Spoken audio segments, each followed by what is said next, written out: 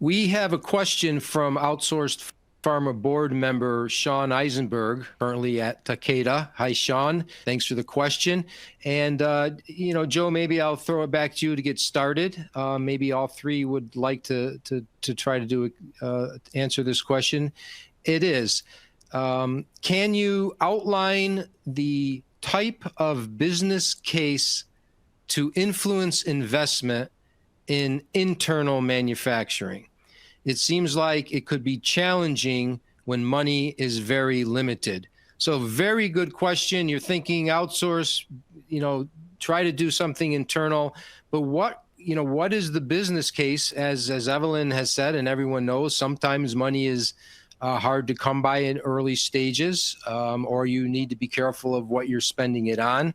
But what kind of business case to influence the investment in internal manufacturing? And maybe I'll start with you, Joe.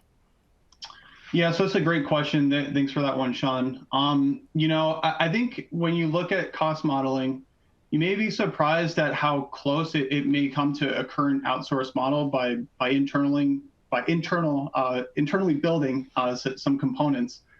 Maybe not all of them, but at least some of them to what you're good at.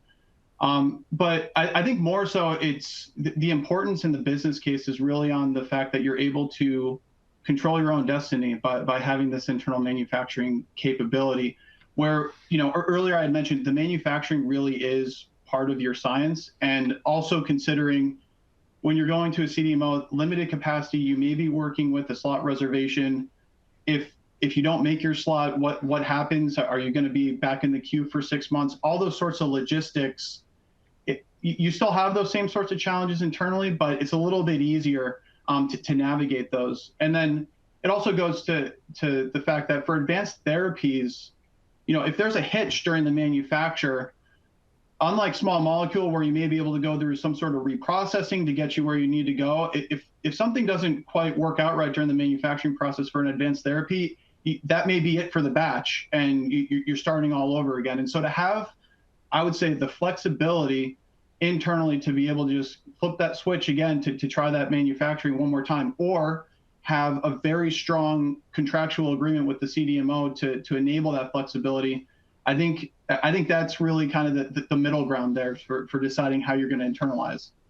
All right. Todd, I'd like you to jump in there too. So it's the business case for the type of company we're talking about to build internal manufacturing.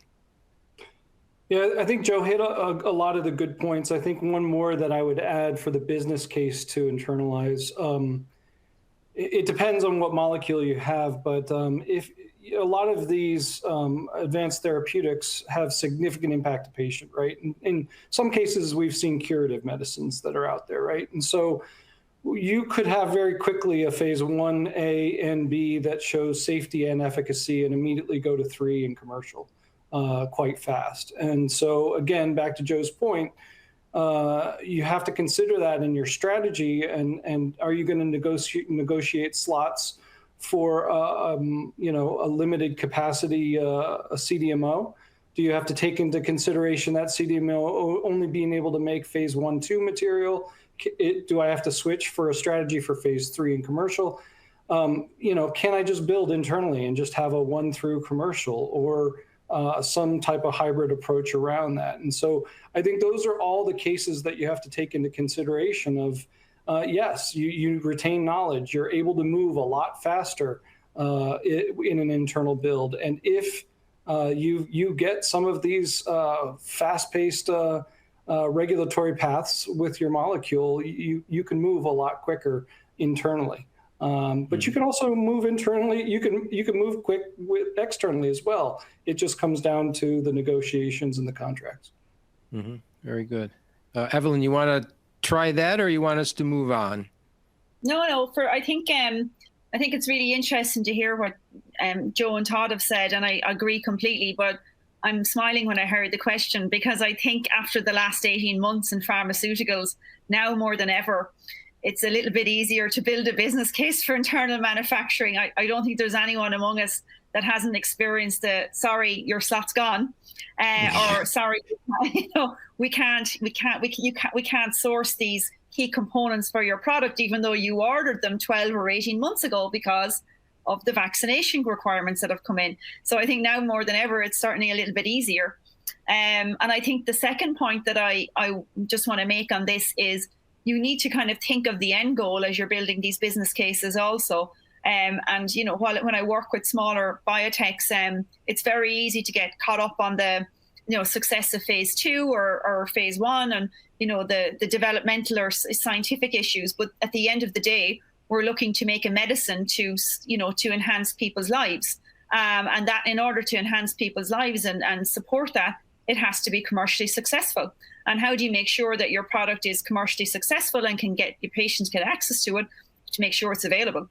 So if that's very, you know, depending on the nature of the product, then, you know, depending on, you know, how, you know, particularly when it comes to gene therapy, these curative advanced products, you know, having that internal manufacturing allows you and can actually make you more commercially viable in the end. So it's, you know, investing upfront for success in the future potentially also.